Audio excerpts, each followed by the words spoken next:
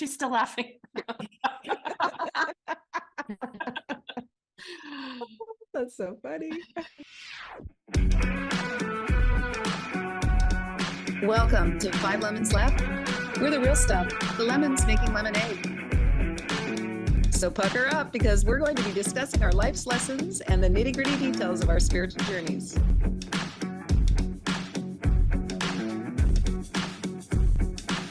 Hey y'all, I'm Amanda. And I'm Drusilla. I'm Melissa. Hello, this is Morgan. And I'm Penny. Welcome to our podcast today.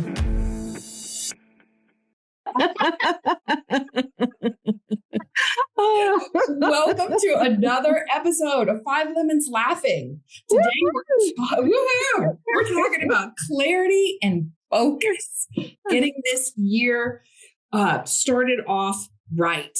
And I'm going to start with a story about my horse. I love stories about River.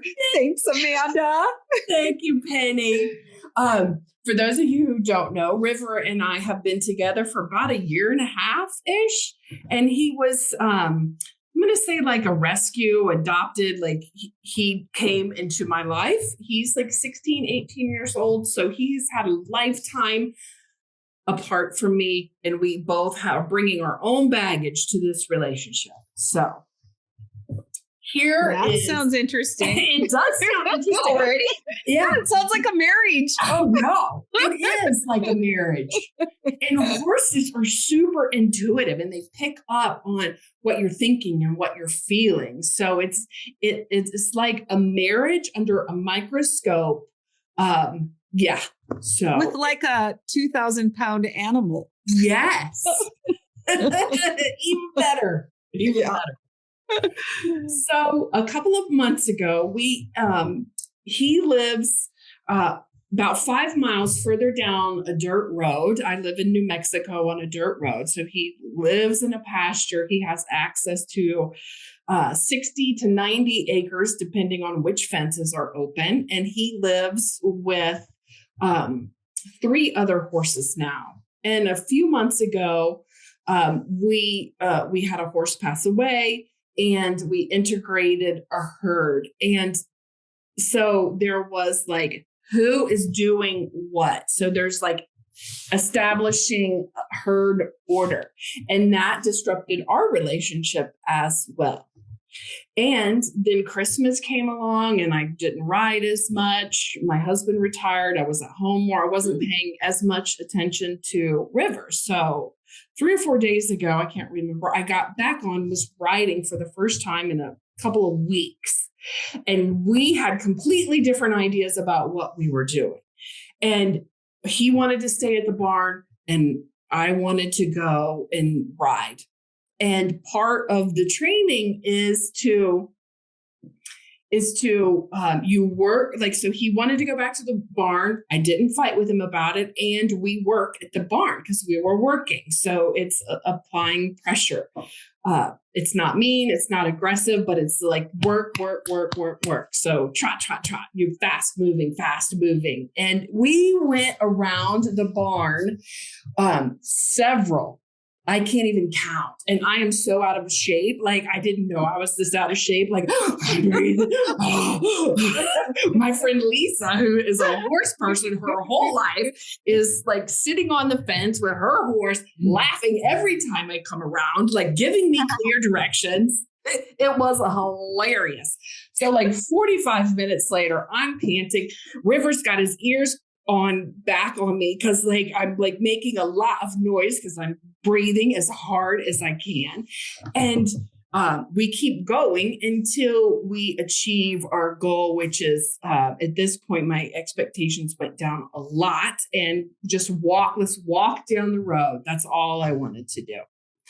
So the next day I get on and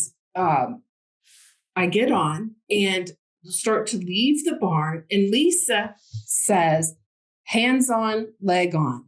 And it just clicked. And what it means for those people who don't ride is clear. What are you saying to him? What are your hands saying? What are your legs saying? What is your mind saying? Where's your focus? Like, be clear on what you want to do today. And it really just flipped. And it's not like I was applying pressure, but I was made clear that my hands were going in my hands and my legs, and without going into horse stuff, but I was just really clear where I wanted to go. And we went and we had a great ride, and it was amazing. So clear. Did you say hands on, legs on? Hands on, leg on. Yeah. I love it. Yeah, riding isn't about I am a novice rider, right? I started taking lessons when I was 50. I'm 53 now. And so I've been riding less than 3 years, and I've been with this one horse, so I'm novice, but it's not just steering with your hands. It's really subtle movements. It's being still, being focused, paying attention. You got to pay attention to what your horse is telling you, what the environment's telling you. There's no shopping list or mind wandering. It's just a huge focus. So your legs are not just floppy doppy, saying nothing or shouting. It's when it's shouting at the horse when you're not paying attention. So where are your legs going? Where are your hands still? What are what are you saying? And it's our minds, right? It's our minds are all cuckoo crazy. What are you putting out in the universe that you want? And this really goes into remember attractor factor and Abraham Hicks and what you think. So that really drove home the point. And that's what we're talking about, clarity and focus. I love that in our everyday life that we can just hear something. And we've heard, I'm sure Lisa said that to you lots and lots of times. Yeah. But then all of a sudden we hear it and it just clicks. I love that when that happens. So thank you for sharing that, Amanda. Yes. You're welcome. And especially that it was your word. It's your word for the year. Yes. So I'm wondering, do you think that there's something outside of your horse experience that you need to be focused and have clarity on, that Holy Spirit was saying to you, Yeah, I do. One of my words, I have a few words since we talked, our original conversation a few weeks ago, discipline was the word. And it's developed a little bit into clear communication is at the top of my list. And discipline now is number 4. Oh, I like that. You're getting clarity around what you want. Yeah. Yes. So, and you're being disciplined about getting that clarity too. I am. I'm getting, yes. So, so clear communication. So I know that. And also I've been listening to some Allison Armstrong, her work is about communication, relationship, understanding men and women. It's just a big deal. Allison Armstrong is her name.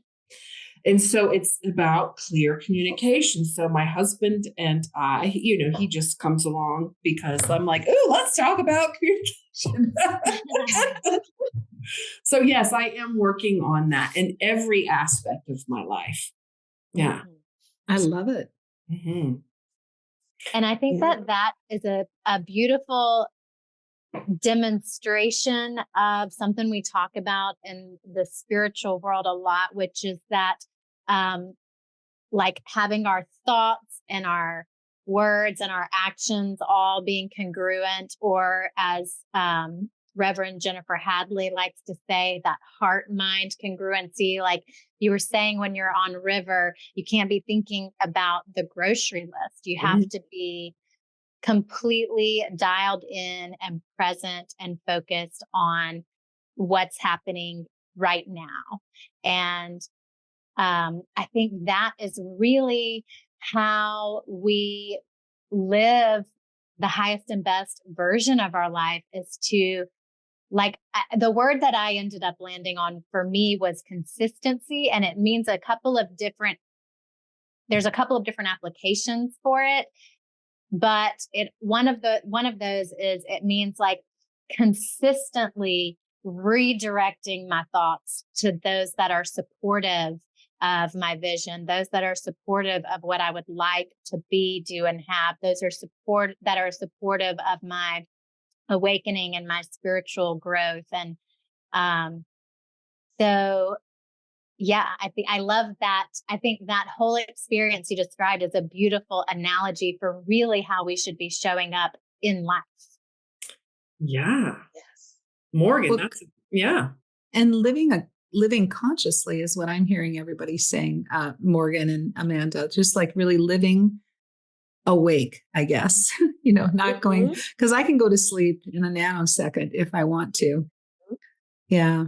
And that's what River's picking up when you're not paying attention to where your feet are right now. Yeah. Even walking up from the pasture, like if my mind wanders, he stops. Like he'll stop and I have to look at him. Like we just look at each other. He's like, I'm not moving until you get your stuff together. Or you let your stuff go, I should say. Yeah. That's amazing. Love it. Yeah. So what about you guys? So Morgan, you were talking about since you decided on, what was the word again? Connection? Consistency. How has consistency popped up in your life? Well, it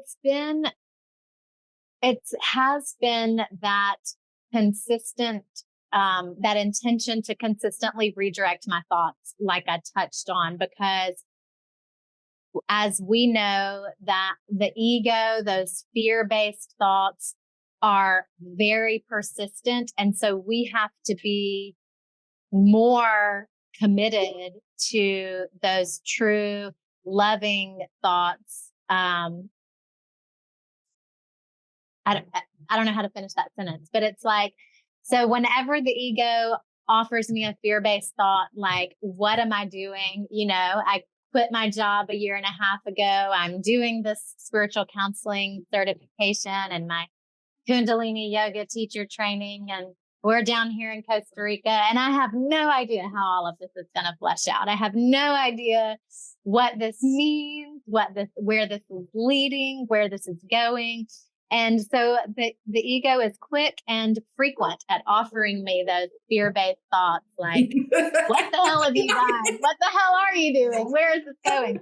And so being consistent with shutting that down and reaffirming the truth that I am following divine guidance. Things are always working out for me and God is my providence. I don't have to earn anything so just kind of that whole process of catching those thoughts, releasing those thoughts, replacing those thoughts with a true thought.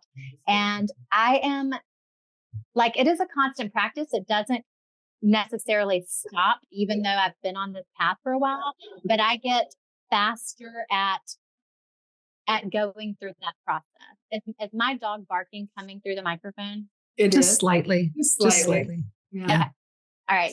So, and I've noticed some, like in my life, the past 6 months, like I have been invited to co-host a yoga retreat. I've been invited to lead some yoga classes here locally. I've been invited to speak at our ministry's Sunday service. I've been invited by someone I'm friends with who has a nice Instagram following to co-host an Instagram live with her. So like all these invitations are coming in to support these things that I'm doing and to illuminate and reinforce that I am like, just stay the course. I am following divine guidance. And so it's just that consistency to tune out, block out the other stuff. So I would love to ask both you and Amanda, Morgan, what are the tools that you're using to block that ego voice out? What's helping you to redirect yourself back to your consistent practice of being available for the guidance that you're receiving? Morgan, you first. Me first. Okay. Well, the most helpful thing for me is to just notice the thoughts and just to kind of like, if you think about a game of ping pong where you just kind of pop the ball away, like it's not an aggressive movement. Like I used to have lots of resistance to those egoic fear thoughts, lots of judgments when they would show up. And now I don't feel the need to have judgment when they show up of myself for having the thought. And I don't feel any anger or resentment towards the ego. Like I just notice it and gently bat it away and replace it with an affirmative, true thought. And it's a process that takes seconds. And I just don't let it eat up the bandwidth that it used to.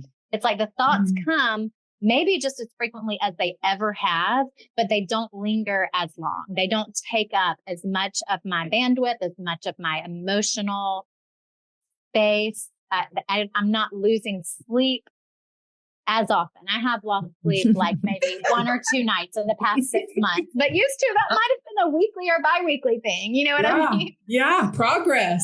Progress. Yes. So that's love something that. that's coming to me. Yeah.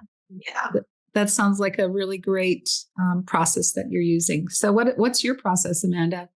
Well, most of the time I'm sitting on a 2,000-pound animal and I have hit the ground several times and baby, it hurts. It hurts. So when we start doing fun stuff or, you start moving past a walk, I am hyper focused, right? Because I don't want to fall off. And it is a constant, I think it's so alive, right? That I don't have room to think about anything else, especially when we're training, when we're doing stuff, because I have to think about my body position. I have to hold myself still. Like Lisa has told me to relax before, right? She's like, just relax. And I'm like, I am relaxed. She's like, relax your shoulders. I'm like, they're relaxed. Like, I am relaxed. So, and then you go home and you're stiff as a board, right? Yeah. You've been So there's a constant checking in. So just in life, like Morgan was describing, it's a checking in, right? It's like becoming present with what's going on. So soften my body. Like, am I holding myself up? Am I relaxed? Is my, so I'm constantly checking in with myself so I can support River in what he does, because I want to be a good rider. I don't want to stress his muscles or his back. And it's a constant checking in on River too, like picking up on his cues. Like, is he, he just became alert about something out there. Like, how do I calm myself so he's calm? So I think about it in terms of my riding, since that's what I'm talking about. It's just being present. I love it. Yeah. That's awesome. Yeah. Yeah. What about I Drusilla? love how your whole experience, everything that you were saying, Amanda, I could so tie it directly to the principles of A Course in Miracles, even though it's horses. It's like when you were saying, I didn't want to fall down, that's equivalent to saying, I don't want to go down the rabbit hole, or I don't want to learn through pain. It's just all so relatable. Yeah. Well, how you do anything is how you do everything. Mm-hmm. Right. And I love what you said, Morgan, about, seeing it as a bubble. There's, I know Jennifer Hadley teaches it this way, and also in the course, not to resist the thoughts, because then, it just puts more energy behind it. Can you talk a little bit about that, Morgan? Did you go through that experience of doing it that way? Because I noticed you mentioned it multiple times that you have a gentle approach to doing it. Oh yeah, I did it the hard way for a lot of years before that whole concept of what I think you said it, what you resist persists. Before that really sunk in, it's like Penny said earlier, you hear the same thing 100 times or more. And then one day it just clicks for you. And so, just I went through that process of having that tension with the thoughts. And then one day it just clicked for me that that's not helpful either. That's just like fighting fire with fire, or, hate does not drive out hate. Only love can do that. Martin Luther King Day was just this week. So I love that you shared that, Morgan. And I'd love to do just a quick guided meditation with you. And we've done this before in the podcast, but I thought it would be appropriate to do it again right now because of just what, Amanda's talking about, should be so tense and tight with River. Oh my God, I'm trying to relax. And Lisa's yelling at you, relax. And I'm trying. And which Morgan, is always helpful. Yelling, relax. Yeah. So I just want you guys to sit with your feet on the floor, your head over your heart over your hips. Close your eyes. Unless you're driving. Unless you're driving, of course. Only do this if you feel safe. Thank you, Amanda. Okay. And then we're going to just take about 10 or 15 seconds. And I want you to tighten up every muscle in your body all at once. Tighten up your face and your neck, your shoulders, your arms, your hands. Tighten up the muscles in your stomach, in your back. Tighten up the muscles in your buttocks and your thighs and your legs and your calves and your toes. Curl those toes up and just really feel all that tension. Just really feel that tension when we're all tight and tense and wound up. Just really kind of feel it. Try not to hurt yourself, but just feel it. Okay. And now release that tension and just take a breath and just feel what it feels like when we're relaxed and release that tension. And just know that a lot of times we're walking through our day all tense, all tight. And if we can just tighten up and just really feel it and then relax into a much more relaxed space, it might help you to be able to come back to where you're at versus flitting off and going, into yesterday or today. And you can open your eyes and come back. But yeah, I just thought that would be kind of a fun thing to do. How did that feel for you guys, you ladies? It felt great. Yeah. It actually does. Yeah. I really needed that. Mm-hmm. Cool. Thank you, Penny. Yeah, you're welcome. So what about clarity for you, Drusilla? How's that working for you this year? Yeah, so I haven't completely come out of the fog this year yet. Well, we're only a couple weeks in. So a couple weeks in, and I will have to say I have focused on the self-love, and there's been a few things to come up, and the little reminders were there and guided me, and staying focused on that. But there's still a lot of the decision making that feels a little off from my normal decision making process and my confidence in that. And yeah, so I woke up last night at 2:30, Morgan. Yes, I did, and I started to meditate, and then something told me to read the course and A Course in Miracles. So I opened up the book. I love when I do that. I ask Spirit, just guide me to where I should read. And what the page I opened it to was the section called open-mindedness. Oh my gosh. Yes. And I'm like, geez, what is this? And it's probably not what most people think about open-mindedness.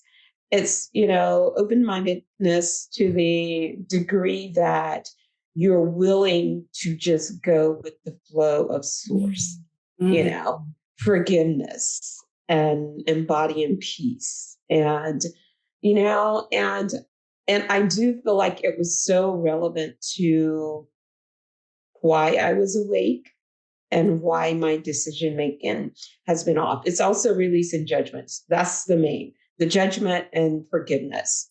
And yeah, so I read it and read it again and read it again and meditated on it.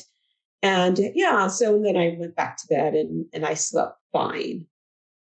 But yeah, so that's what Spirit had for me in the middle of the morning. What was your main takeaway from reading that open-mindedness part? Did it just about going with the flow, or was there anything else in there?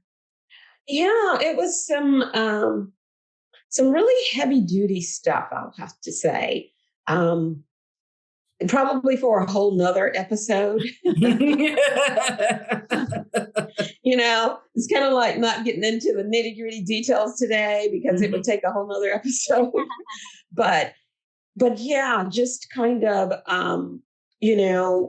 we've all done so much work, and it's easy to have the judgment thoughts and not really think that that's what you're doing, because when things get really complicated, sometimes it is easier for you to see the most obvious things that somebody else might be doing wrong. Of course. But we know that there are no levels in any of it, whether it's infractions or whether it's good, miracles. There are no levels, and the little good girl Drusilla is always coming ready to come out and be like, of course I didn't do anything because I'm the good girl, right? So yeah, I even journaled last night, and oh my goodness, it was just so much juicy stuff.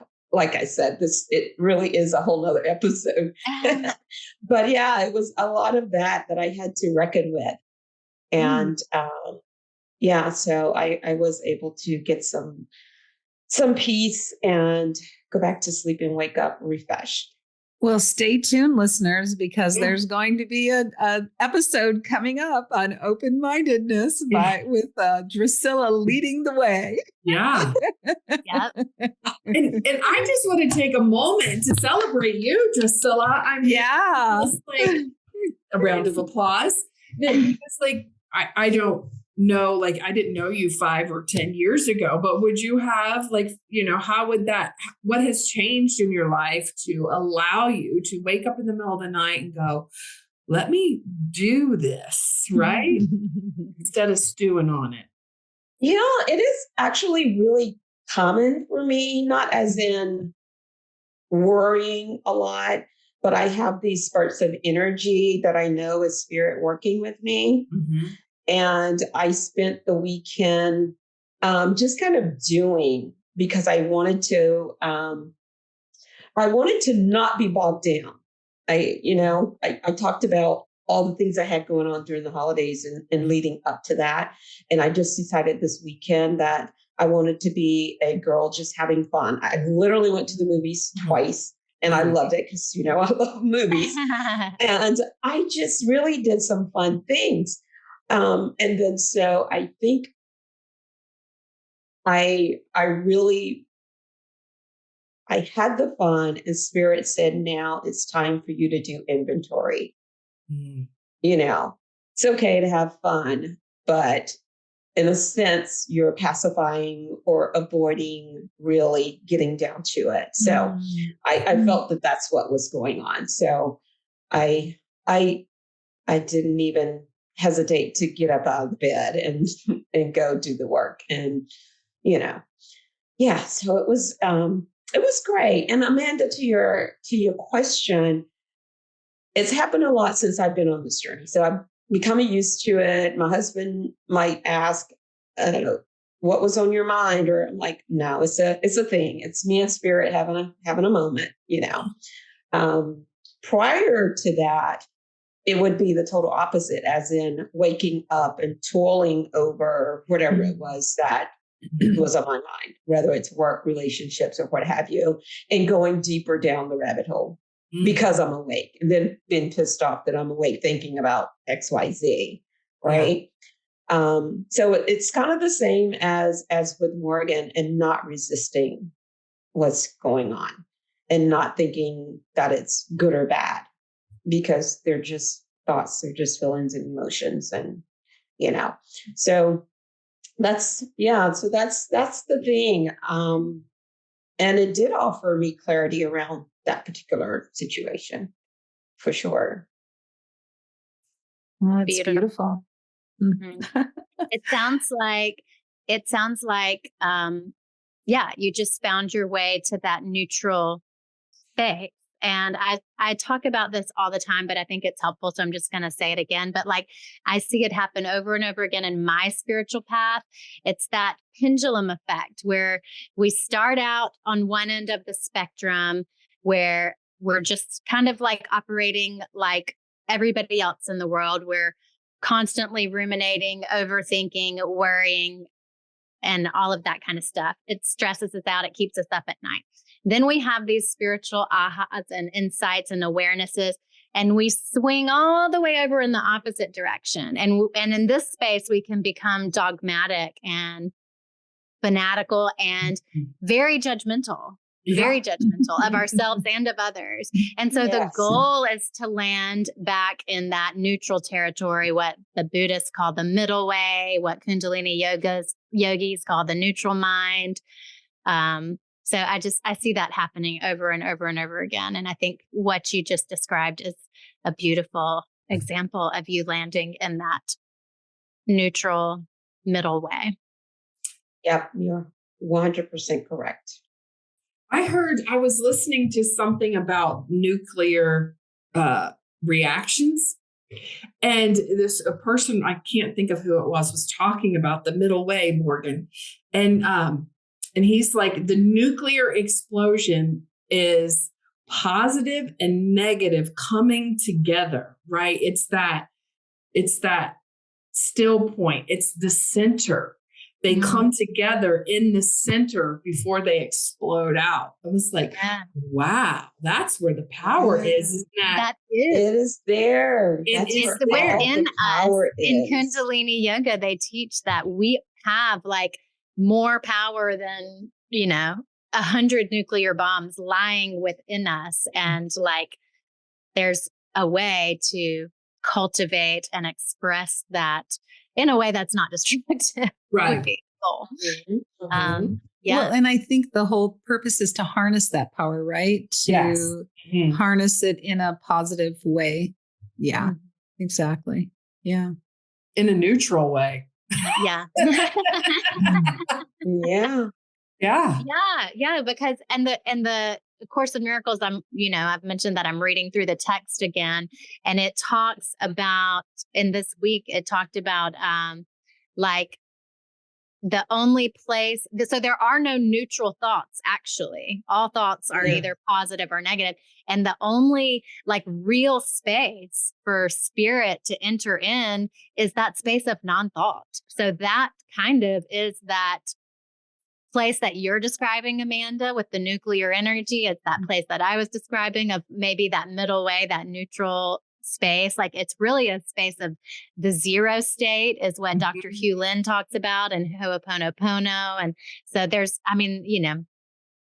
it's said a million different ways wherever you look for the truth. But well, and in music, they say it's the space between the notes. Yes. Yeah.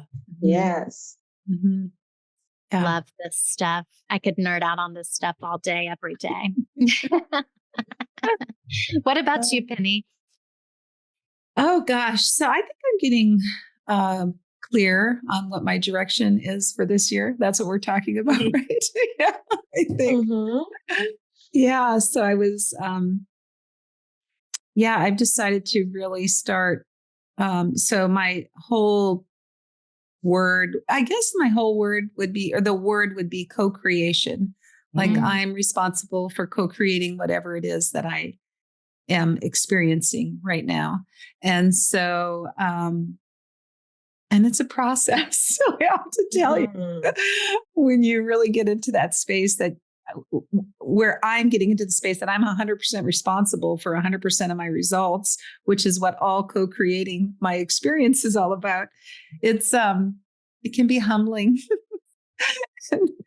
And so yeah. So but it's going well. I've taken some steps to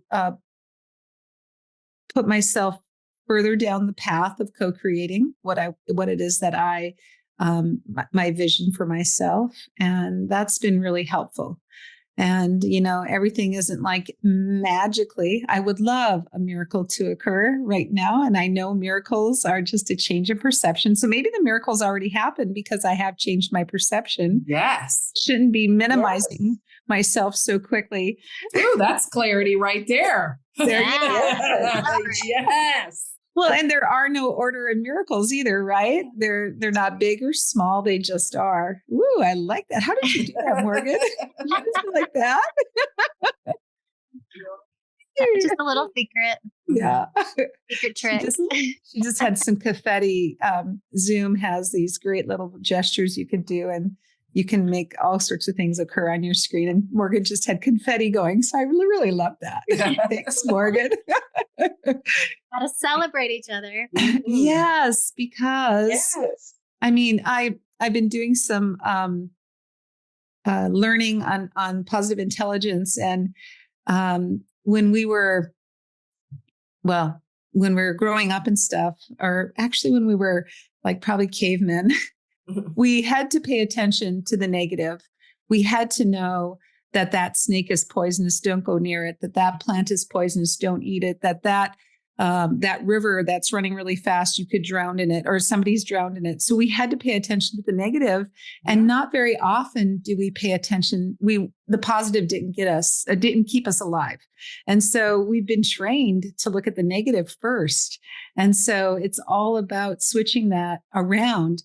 And so the whole goal is to have 3 positives to 1 negative. So if I catch myself with a negative thought, I need to cancel it out with 3 positive thoughts. Oh, that's good. Yeah. And it's kind of challenging to remember that. Yeah. I'm going to try that. Thank you. Yeah, because we do have an inherent negativity bias. If you think about the fact that you could receive 10 positive comments on your Facebook post and 1 not so kind comment, which one are you focused on? The unkind one. Yeah, that's usually the way it works. Okay, so we got to start hitting them with 3 offsetting positive comments. Okay, sorry, Drusilla. Or thoughts. Yeah. Or thoughts. I wanted to hear more about why you came up with co-creating as a part of your journey for this year, and for people who may not understand what co-creating really means. Can you tell us a little bit about that? Great question. Yeah, that's a really great question, Drusilla. And I have an answer. No pressure, Penny. No pressure. I do. So I'm going through a coach's training, and a lot of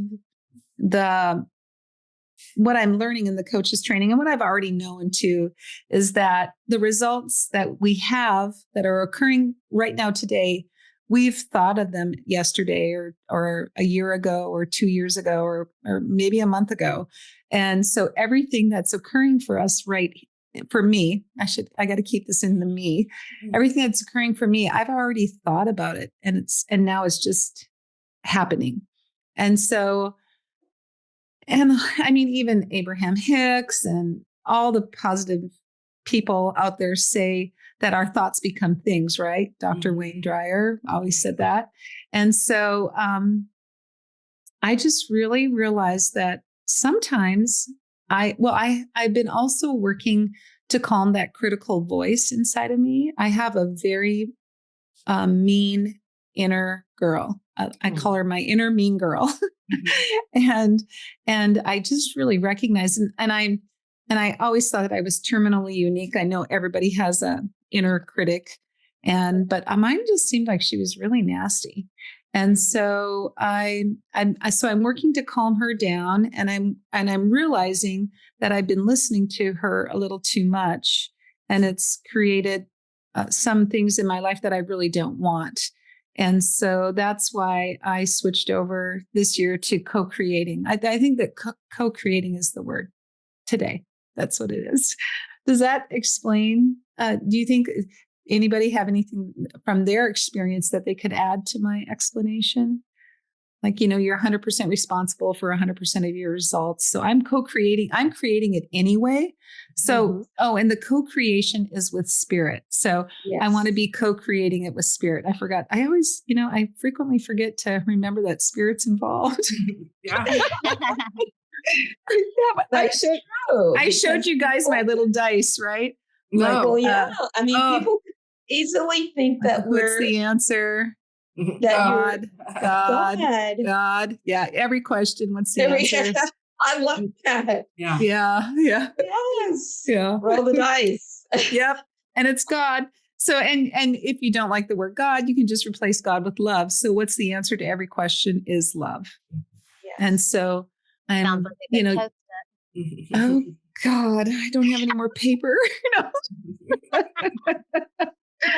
I ran out of Post-its while we were doing this session. Well, but the answer to every question is love. Absolutely. Have something to share that I think it's applicable. To the degree that when I think about co-creating and thinking about my experiences, sometimes I can get kind of murky into the thoughts of, well, how does it intertwine with other people who are also co-creating and their experience as it relates to me, and how much of it is mine versus theirs? Do you have those thoughts, or is it just me? Well, what have you, Kim? What's your conclusion? What have you sorted out? I'm curious. Just going to share that. I've thought for so many years, and it just, I know that there's something somewhere in the course where it says the goal is not to become a part of someone else's nightmare. Because if everybody's dream is aligned with spirit, then it doesn't matter, right? Because you're co-creating and it's all going to work out perfectly, and it's all pleasant and learning through spirit and growing through spirit. And I think if I had to kind of sum it up, it would be equivalent to Morgan's thoughts when she said, the negative thoughts coming, and you get engaged with those, and then you therefore have a discussion with someone else, and they then become a part of your nightmare, right? That kind of makes sense a little bit. So I watched a comedy special, Dave Chappelle. And have you seen it? And did you I don't know. Okay, so he has a thing at the end where he says he's at an award show or something. Let's say a big grand event, and he's getting an award or something. Or actually, he's on stage and he has a really big audience, 100,000 people or something. And, he's just saying to himself, he's glad that everybody's there and they're a part of his dream, right? And that he had that dream since he was 14, right? I love it. And then he says, so he's out one night and he just wanted to go out by himself, and he's sitting over there having a drink, trying to hide or be on the low. And he sees this guy over in the VIP section, and he's ordering bottles and just having such a great time with all these women around him. And, and then he says he looks over there at the guy and was like, oh, how interesting. And then he realizes that he must be a part of that guy's dream. Right? Yeah. That's brilliant. Just love that example. It just makes it so clear for me. Yeah. It can all still work. I love that. So when you were talking about co-creating, that was just running through my mind, like co-creating. We're all co-creating, Yeah. Well, and there was a movie, gosh, what was it? Oh my God, where they were living in different dimensions. Oh, or the show. I think It was Morgan. a show. Yeah. Yeah. What was that show? Om or Own or Oh, Om. I think it was Om. OM. or Om. Oz, Oz. I can't. Anyway, they were living lives in different dimensions differently, all at the same time. It was quite fascinating. Yeah. I can't wait till Morgan figures out what it was. Gosh. But that was a brilliant share, Drusilla. And I think we will end on that share today, unless anybody else has anything they would like to add to that, because that was powerful. We are out there creating and co-creating with others all the time, all day long, whether we realize it or not. The OA. The OA. Yeah. The OA. Yeah, that's so funny. Okay, I was close. And Had OA. 2 letters that started with O. So. Yeah. We were getting there. Okay, so I have 3 Post-its. I love when you said it. Okay, I got to get this done. Okay, I think I got it. There we go. Back here. Okay. Be clear. No. Yeah, I'll read it for what you. you want Okay, today. thank you. Can you Be see clear it? on what you want today. Yes, hands-on, leg on. Yeah, I love that when you shared that, Amanda. Mm-hmm. And then I loved it when go with the flow with source. I thought and it then said sauce. Always add sauce. We add sauce to the flow. Well, sauce is always good, right? You can't have anything without sauce. And then, of course, love is the answer to all the questions. Yeah. For God. Yes. So anyway, thank you everyone for being part of our podcast today. We so appreciate you. Just wanted to give a couple of shout outs. First of all, to Amanda's husband, Mike, for his retirement. Shout out to Mike. Woo. Way to go, Mike. Confetti for that. I love it. Yeah. And you can find, first of all, we're going to have a Facebook Live, a Zoom and Facebook Live on January 30th. So if you're available, tune in. It is going to be at 2:15 Pacific. Mm-hmm. So whatever your time zone is, you can figure that out for yourself. But around 2:15 Pacific, 3:15 Mountain, 4:15 Central, and 5:15 Eastern for all the U.S. People. But, we have a following that's outside the U.S. too. So I'm going to let you guys all figure that out. And then I also wanted to say that Masterful Living, which is the year-long course with Jennifer Hadley and the Power of Love Ministry, the registration may be closed now, but there could be a possibility that you can still join. We would love to have you come join us in the Power of Love Ministry and Masterful Living. So the registration should be open the first week of February again, just to give those who were kind of on the fence and weren't sure if they wanted to commit. But all 5 of us, including Melissa, whom we miss dearly today, she'll be back with us next week. All 5 of us have went through at least 2-3 years of Masterful Living. Mm-hmm. And that's where we met. That is where we met. Mm-hmm. Yeah. And so I just wanted to let you all know, if you want to get some of the secret sauce that we've been enjoying, come to Masterful Living. And you can find that at www.jenniferhadley.com. Mm-hmm. And does anybody else have any announcements before I wrap it up with how they can reach us? I have 2 quick announcements, if you don't mind. You sound really, really good there, Morgan. I just want to remind everybody about our A Course in Miracles study group that Drusilla is in with me. We're meeting on Thursdays for 1 hour on Zoom, and we're talking about A Course in Miracles text and workbook lessons. So if anybody wants to join that ride, you can email me, Morgan, at lovelightmorgan.com for more information. And also, I'm co-hosting a women's yoga and wellness retreat in Grayton Beach, Florida in March during the full moon lunar eclipse. Ooh. So if anybody would like to join that party, you can email the same email address, morgan@lovelightmorgan.com, or you can visit westernlakeretreat.com for more information. Thank you, Penny. So that was Western Lake Retreat. Okay, .com. Okay, awesome. Well, how exciting, Morgan and Drusilla, and that the studying the course. That's beautiful. And the yoga retreat. How fabulous.